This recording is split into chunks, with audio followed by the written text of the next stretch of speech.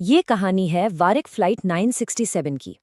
ये एक ऐसी उड़ान थी जो किसी भी और फ्लाइट की तरह ही बिल्कुल सामान्य तरीके से शुरू हुई।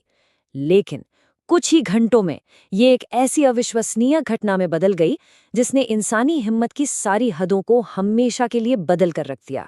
437 ये सिर्फ एक नंबर नहीं है, ये उन दिनों की गिनती है जब इंसानी जज्बे ने प्रकृति की सबसे खतरनाक ताकतों को चुनौती दी। चलिए इस हैरत अंगेज सफर को शुरू से जानते हैं। ये कहानी है एक ऐसे हवाई जहाज की जो अचानक रडार से गायब हो गया, और उन लोगों की जिन्होंने नामुमकिन को मुमकिन कर दिखाया।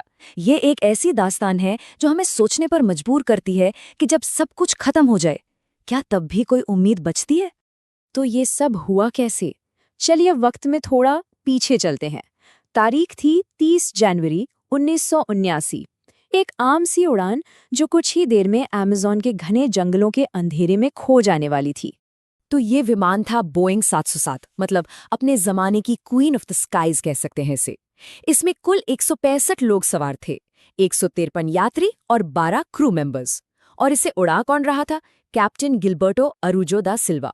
कोई मामूली पायलट नहीं, बल्कि एक लेजेंड। 23,000 घंटे का अनुभव, और सबसे बड़ी बात, वो पहले भी एक प्लेन क्रैश से जिंदा बच चुके थे। सब कुछ ठीक चल रहा था, लेकिन फिर उड़ान के 7.25 घंटे बाद अमेज़न के ऊपर एक जबरदस्त मैग्नेटिक तूफान आया। विमान के सारे सिस्टम्स बंद, नेविगेशन, रेडियो, सब कुछ ठप। सुबह के 3:40, 4 में से 3 इंजन फेल, चारों तरफ घना अंधेरा। 2 मिनट बाद कैप्टन की एक शांत लेकिन साफ आवाज आती है, ब्रेस फॉर इम्पैक्ट। और ठीक 3:45 पर वो जहाज अमेज़न के जंगल में जा गिरा। इतने बड़े हादसे के बाद यकीन करना मुश्किल है, लेकिन 118 लोग, जी हाँ, 118 लोग जिंदा थे। पर ये खुशी, या यूं कहें कि ये राहत, ज्यादा देर तक नहीं टिकी, क्योंकि अब उन्हें एहसास हुआ कि वो कहाँ हैं, धरती के सबसे खतरनाक जंगलों में से एक। और यहीं से शुरू होती है असली लड़ाई, जिंदा रहने की जंग। एक ऐसी जगह पर जहां हर पल मौत का साया था। वो जगह थी झावरी वैली, मतलब ऐसी जगह जहां पहुंचना लगभग नामुमकिन है। सोचिए, सबसे पास की इंसानी बस्ती 800 किलोमीटर दूर थी। वो एक हरे नर्क में फंस चुके थे। इतने बड़े सदमे के बाद भी उन्होंने हिम्मत नहीं हारी। सबसे पहले उन्होंने अपने बिछड़े साथियों को पूरे सम्मान के साथ दफनाया। फिर एक बहुत बड़ा फैसला लिया गया। सबने मिलकर वोट किया कि हम यहीं रुकेंगे, यहीं पर मदद का इंतजार करेंगे। कैप्टन गिलबर्टो और एक डॉक्टर ने फौरन सबको काम पर लगा दिया। टीमें बनाई गईं। कोई लकड़ी लाएगा, कोई घायलों की देखभाल करेगा, तो कोई खाने पीने का इंतजाम करेगा। वो लोग तो मदद का इंतजार कर रहे थे, लेकिन उन्हें क्या पता था कि बाहर की दुनिया में क्या हो रहा है। सिर्फ 7 दिनों के बाद उन्हें मरा हुआ मान लिया गया और बचाव अभियान बंद कर दिया गया। सोचिए, वो जिसका इंतजार कर रहे थे वो तो कभी आने वाला नहीं था। तो अब लड़ाई किसी और से नहीं, बल्कि सीधे उस जंगल से थी। एक ऐसी जंग जहां दिमाग ही उनका सबसे बड़ा हथियार था। और उन्होंने जो किया वो कमाल का था। जंगल में हर चीज जानलेवा थी। पानी जहरीला हो सकता था, तो उन्होंने क्या किया? बंदरों का पीछा किया, ये देखने के लिए कि वो कहाँ से पानी पीते हैं।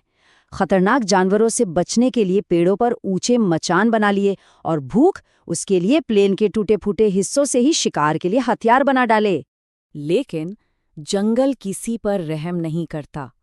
धीरे धीरे बीमारी, भूखमरी और सबसे बढ़कर निराशा लोगों पर हावी होने लगी। कुछ ने तो हिम्मत हार दी और बस जंगल में कहीं खो गए, कभी वापस नहीं आए। देखते ही देखते 118 जिंदा लोगों में से अब सिर्फ 65 बचे थे। लगभग 300 दिन। सोचिए, 300 दिन वो जंगल में टिके रहे। उन्होंने किसी तरह आग जलाना सीख लिया था, जो उनके जीने का सबसे बड़ा सहारा थी। लेकिन जब लगा कि शायद अब वो बच जाएंगे, तभी जंगल ने अपना सबसे खौफनाक रूप दिखाया। जबरदस्त बाढ़, और उस बाढ़ में उनका पूरा कैंप, उनकी आग, उनकी सारी उम्मीदें सब बह गईं। अब सच में सब कुछ खत्म हो चुका था। और ऐसे में उनके लीडर ने एक ऐसी कुर्बानी दी जिसके बारे में सोचकर भी रोंगटे खड़े हो जाते हैं। खाने के लिए कुछ नहीं बचा था, बस बाढ़ का पानी था और उसमें घूमते मगरमच्छ। तभी कैप्टन गिलबर्टो आगे आए, और उन्होंने जो कहा वो कोई सोच भी नहीं सकता। उन्होंने कहा, मैं चारा बनूंगा। वो खुद को दांव पर लगाने को तैयार थे ताकि बाकी लोग एक मगरमच्छ का शिकार कर सकें और अपनी भूख मिटा सकें। शिकार कामयाब रहा, मगरमच्छ मारा गया, लेकिन इस कोशिश में कैप्टन गिलबर्टो बुरी तरह जख्मी हो गए और कुछ ही देर बाद उन्होंने दम तोड़ दिया। उनकी कुर्बानी ने बाकियों को जिंदगी तो दी, लेकिन वो अपना लीडर खो चुके थे। अब 375 दिन हो चुके थे, एक साल से ज्यादा। 165 लोगों में से अब सिर्फ 35 बचे थे। अपने लीडर को खोने के बाद उनकी हिम्मत पूरी तरह टूट चुकी थी। जब लगा कि अब कोई उम्मीद नहीं बची, तब एना नाम की एक लड़की ने सबको संभाला। उसने साफ साफ कहा, अगर हम यहीं बैठे रहें तो भी मर जाएंगे, इससे अच्छा है कि हम यहाँ से निकलने की कोशिश करें। ये फैसला बहुत मुश्किल था। 35 में से 20 लोग जो चलने की हालत में थे, उन्होंने पूरब की तरफ सूरज उगने की दिशा में चलना शुरू किया। 15 लोग इतने कमजोर थे कि उन्हें पीछे छोड़ना पड़ा। 1 महीने तक वो बस चलते रहे बिना किसी नक्शे के। और फिर 435वें दिन उन्हें नदी में एक प्लास्टिक की बोतल दिखी, एक छोटी सी बोतल, लेकिन वो उनके लिए जिंदगी का सबसे बड़ा निशान थी। और उसके ठीक 2 दिन बाद उन्हें कुछ लकड़हारे मिल गए।